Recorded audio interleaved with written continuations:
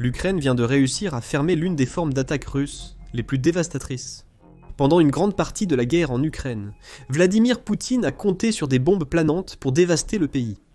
Sa stratégie a toujours été simple, lancer bombe planante après bombe planante sur une position défensive ukrainienne pour causer autant de dégâts que possible. Une fois les dégâts causés, la Russie enverrait des vagues de soldats pour attaquer la position. Cela a bien fonctionné, même si c'était une stratégie d'attrition qui a coûté à la Russie des milliers de soldats. Mais il semble maintenant que cette stratégie ne fonctionnera plus, car l'Ukraine a trouvé un moyen de rendre la menace de la bombe plane de la Russie sans importance, et cela a complètement changé la nature de la guerre dans le processus.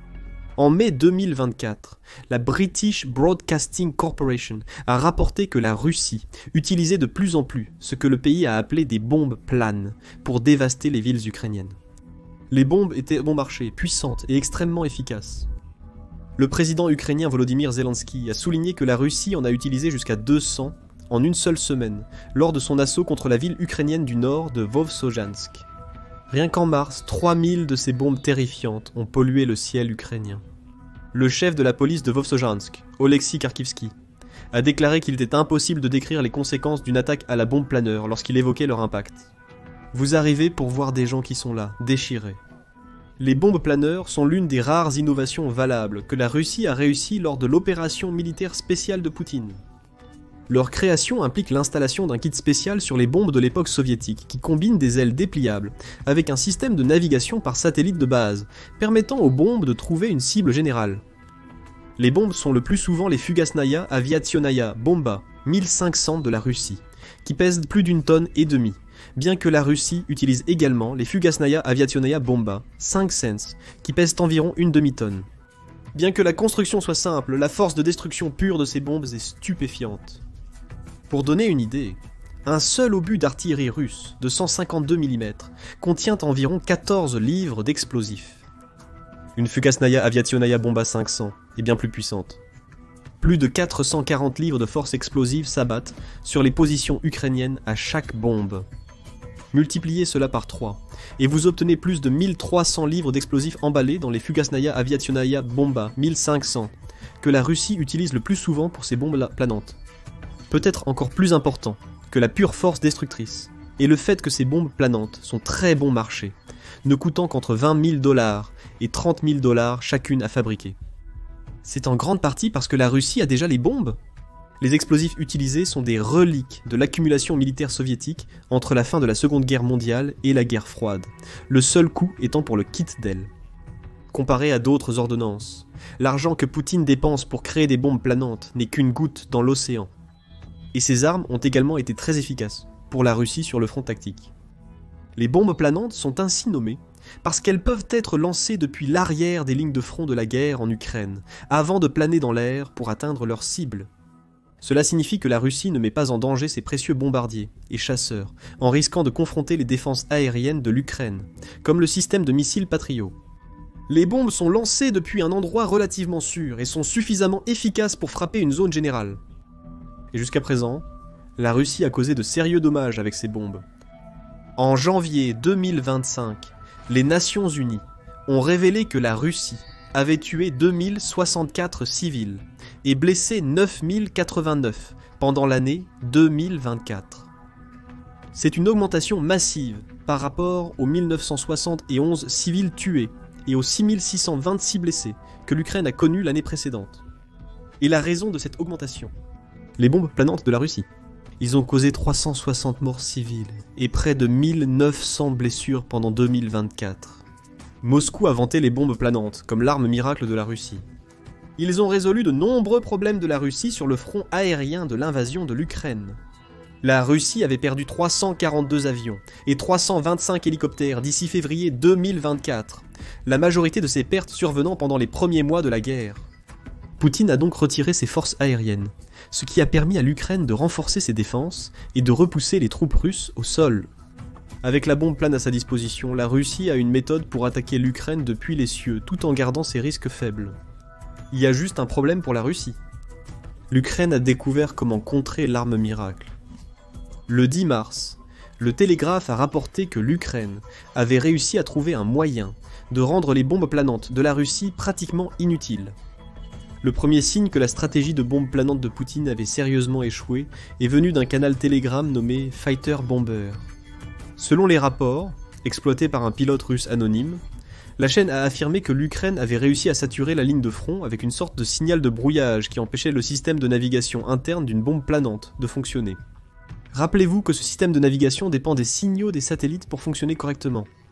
Comme l'a dit le bombardier de chasse, tous les systèmes de correction guidés par satellite ont quitté la conversation. Qu'est-ce que cela signifie pour les bombes planantes de la Russie ? Bien que cela ne signifie pas que Poutine a complètement cessé de les larguer, le problème auquel il est confronté maintenant est que leurs signaux sont brouillés au point où les bombes dévient de leur trajectoire. Cela transforme beaucoup de ces bombes en ratés, qui atterrissent sans danger dans les champs, plutôt que de détruire les villes et les fortifications ukrainiennes qu'elles étaient censées frapper. Le bombardier de combat expose le problème du point de vue de Poutine. Grâce au brouilleur de signal ukrainien, la Russie a désormais besoin de 16 bombes planantes pour atteindre une cible, contre une seule auparavant. En termes purement monétaires, cela signifie que la Russie dépense maintenant jusqu'à 480 000 $ par frappe réussie de bombes planantes. Auparavant, elle aurait dépensé seulement 30 000 $ et brouillé intelligemment le signal ukrainien. Oblige Poutine à puiser dans ses réserves de Fab 1500 et Fab 500. On ne sait pas combien de ces bombes de l'époque soviétique la Russie a dans ses stocks. Cependant, une seule frappe nécessite maintenant 16 fois plus de bombes pour être réussie. La Russie va épuiser ses stocks à un rythme alarmant dès maintenant. Mais voici le plus choquant pour la Russie. Cela ne devrait pas arriver. Les bombes planantes sont normalement immunisées contre le brouillage, explique le Télégraphe. Les brouilleurs sont soit des leurres pour dévier une arme guidée, soit intégrés au système de défense d'un avion de chasse. Cela peut être vu dans le F-16, qui comprend des systèmes qui émettent des signaux interférents, conçus pour bloquer les systèmes d'armes ennemies. L'utilisation de la navigation par satellite par les bombes planantes permettait de surmonter le problème posé par les systèmes de guidage infrarouge ou plus complexes. L'Ukraine a confirmé l'utilisation de bombes planantes par la Russie. Dans un article de mars 2024, Politico a cité l'ancien ministre des Affaires étrangères de l'Ukraine, Dmytro Kuleba. Il a déclaré que le pays était quasi résigné à affronter la menace des bombes planantes russes, affirmant leur inévitabilité et appelant les alliés américains de l'Ukraine à fournir plus de systèmes de défense aérienne Patriot. « Vous ne pouvez pas le brouiller !» a-t-il dit à propos d'une bombe planante. « Elle tombe sur votre tête et détruit tout. Ainsi, nous perdons du terrain.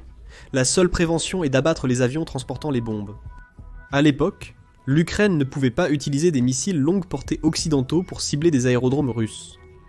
Maintenant, elle le peut. Elle développe aussi ses propres missiles longue portée. Malgré ces missiles, l'Ukraine n'a pas pu endommager suffisamment l'armée de l'air russe pour stopper l'afflux de bombes planantes. S'adressant au Télégraphe, l'expert militaire de l'Institut royal des services unis, Thomas Withington, déclare que les bombes russes auraient dû être conçues et équipées d'un système de navigation mondial robuste qui reçoit un signal crypté et devrait être résistant au brouillage. Pour être direct, les bombes russes ne devraient pas être brouillées, mais elles le sont. L'Ukraine n'a plus besoin d'abattre les avions. Elle peut stopper les bombes planantes russes en plein vol. Mais comment ? Le Télégraphe mentionne deux options. L'une est que les dernières bombes planantes de la Russie sont si mal conçues qu'elles deviennent d'une certaine manière susceptibles au brouillage. Cela semble peu probable.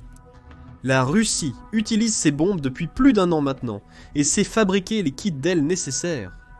Le faible coût de production de ces kits d'ailes rend improbable que la Russie ait réduit leurs dépenses de fabrication. Pourquoi le ferait-il ? Pour environ 30 000 $, chaque bombe peut causer d'énormes dégâts, offrant un retour sur investissement militaire suffisamment élevé pour ne pas avoir à faire d'économies. La deuxième possibilité, bien plus probable, est que l'Ukraine a trouvé un moyen de brouiller les kits d'ailes existants, ce qui dévie ensuite les bombes russes de leur trajectoire. Withington a des idées sur comment cela pourrait arriver. Le 17 mars, Euromaidan Press a rapporté des commentaires faits par Withington lorsqu'il s'adressait aux médias allemands Der Spiegel. Il a proposé que l'Ukraine pourrait utiliser un brouillage par satellite intelligent pour bloquer à la source les signaux reçus par les bombes planantes russes.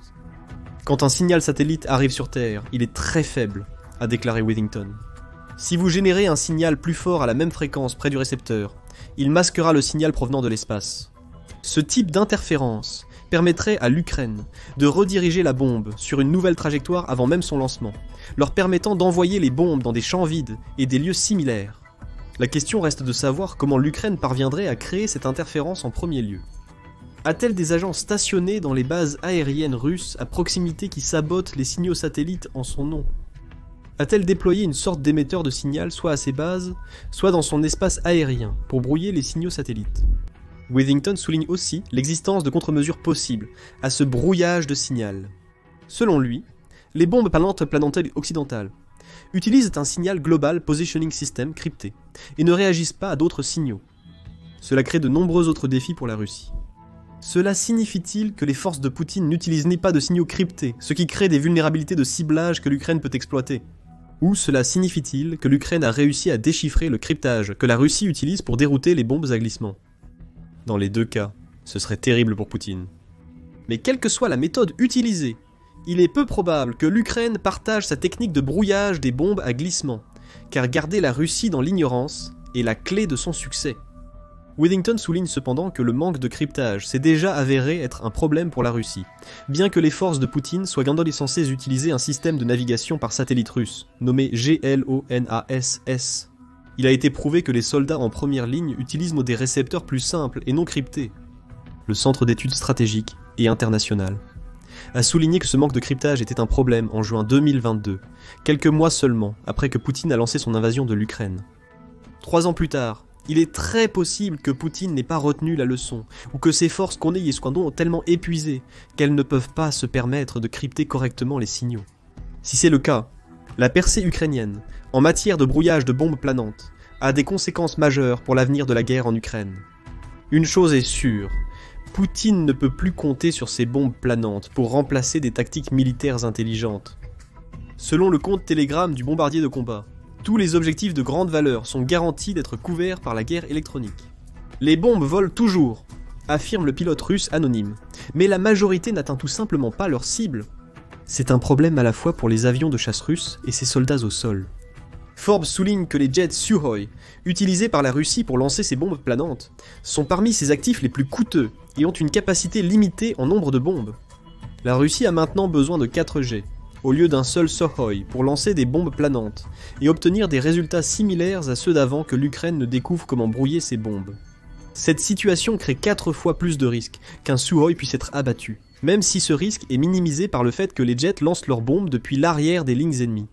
Pour contexte, un seul chasseur Sukhoi Su-35 coûte à la Russie 85 millions à construire.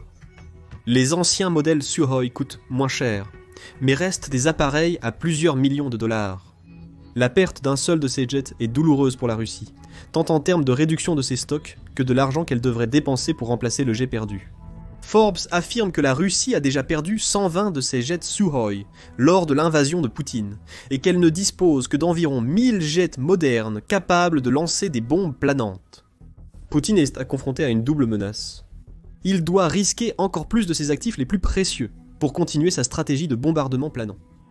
Même s'il est prêt à le faire, le brouillage de l'Ukraine rend la plupart des bombes inefficaces. Dans tous les cas, cela se traduit par plus d'argent dépensé par la Russie à un moment où elle ne peut pas se le permettre, ce qui soulage la pression sur l'Ukraine et en met encore plus sur les troupes russes, en particulier celles au sol. La tactique principale de Poutine pendant une grande partie de 2024 a été de lancer des bombes planantes sur les fortifications ukrainiennes avant d'envoyer ses soldats attaquer par voie terrestre. Même avant que l'Ukraine ne découvre comment brouiller les bombes planantes, c'était une forme de guerre extrêmement attritionnelle pour la Russie. Al Jazeera rapporte que la Russie n'a gagné qu'environ 1609 miles carrés de territoire ukrainien en 2024. Cela a suffi pour porter la quantité de territoire que la Russie occupe en Ukraine à environ 20% du pays, contre 18% précédemment. Cependant, ces gains ont été obtenus à un coût énorme. La Russie a perdu 427 000 de ses soldats, à cause de la mort ou des blessures en 2024, selon le commandant en chef de l'Ukraine, le colonel général Oleksandr Sersky. C'était avec le soutien des bombes planantes. Maintenant, les forces terrestres de Poutine perdent les armes aériennes qui ont affaibli les fortifications de l'Ukraine, avant qu'il n'attaque. Le résultat sera probablement encore plus de pertes dans les rangs russes. Sans les bombes planantes créant des brèches pour les soldats russes à exploiter, les troupes ukrainiennes peuvent concentrer le feu sur les soldats entrants. Les forces ukrainiennes pourront rester à couvert sans craindre les bombes planantes, leur permettant de concentrer leur énergie et leur puissance de feu sur les soldats russes. Ces troupes russes font aussi face à une grave pénurie d'équipements. Comme l'a rapporté Euromaidan Press en janvier, il devient courant pour la Russie d'utiliser des Ladas et des véhicules de consommation similaires lors des assauts, car Poutine manque de véhicules blindés pour ses soldats. Ainsi, les forces russes ne peuvent plus compter sur les bombes planantes pour faire une grande partie du travail difficile pour eux, à un moment où leurs assauts terrestres sont plus faibles que jamais. Et ça devient encore pire pour Poutine.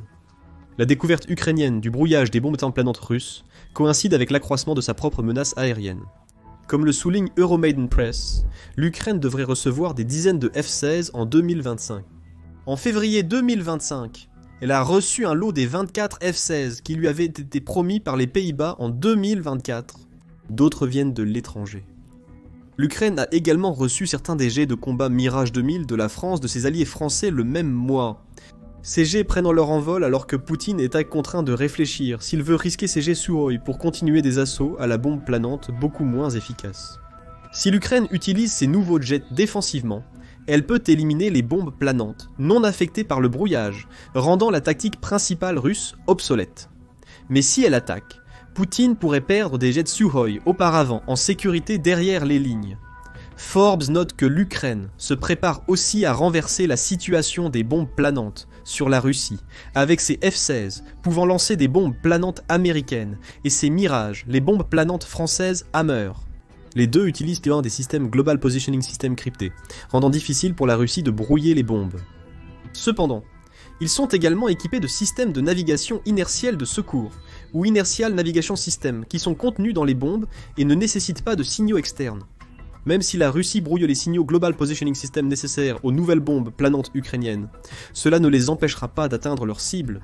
Les bombes planantes de la Russie ont également un Inertial Navigation System, mais elles ont tendance à être imprécises. L'analyste de la marine américaine Mark Shader, estimant que les missiles de la Russie, y compris ces bombes planantes, ne sont précis qu'à environ 1/10 de ce que prétendent leurs fabricants. Cela peut être encore moins pour les bombes planantes, étant donné qu'il faut maintenant à la Russie 16 de ces armes miracles pour faire le travail qu'une seule bombe planante aurait réussi en 2024. Cela confère un avantage considérable à l'Ukraine dans sa défense contre l'invasion de Poutine.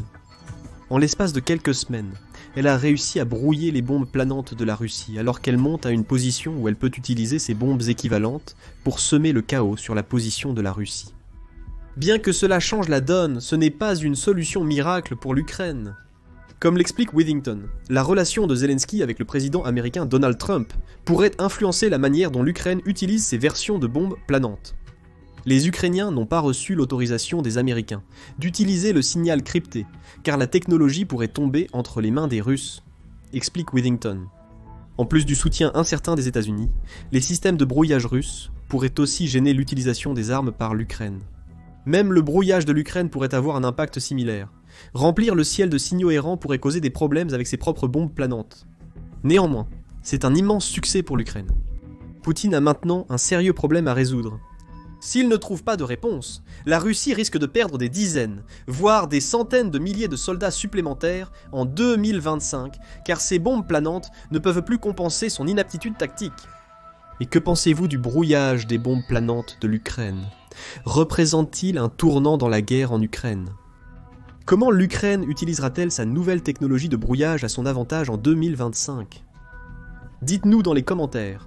Et n'oubliez pas de vous abonner à The Military Show pour des informations à jour sur les dernières innovations militaires ukrainiennes. Nous nous efforçons d'être une source d'informations précises et à jour sur les principaux conflits, et nous apprécions grandement votre soutien.